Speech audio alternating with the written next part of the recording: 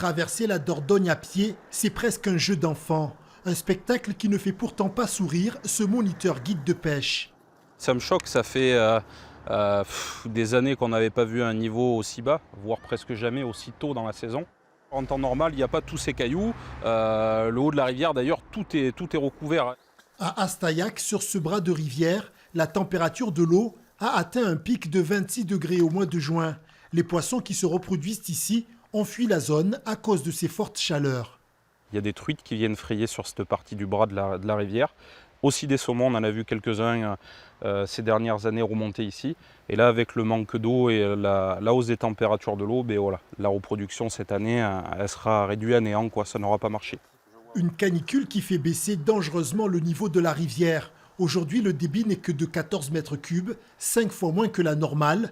Une situation qui inquiète Michael Andrieux. Il sollicite l'aide d'EDF. Ça serait bien dans la journée ou même la nuit de lâcher de l'eau par intermittence pour avoir de l'eau fraîche des fonds des barrages pour pouvoir faire redescendre un peu la température pendant ces grosses semaines de canicule.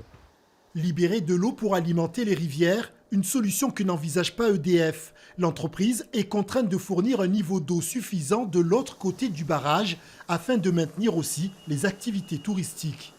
Ça ne serait pas une bonne idée ni du point de vue environnemental ni du point de vue de la sécurité, parce que aussi bien pour l'environnement que pour la sécurité, ce qu'il faut c'est un niveau d'eau qui soit le plus constant possible et qu'il n'y ait pas de variation rapide. Une équation bien difficile à résoudre, il faudrait 2 semaines de précipitation pour arranger tout le monde, et ça, c'est pas gagné.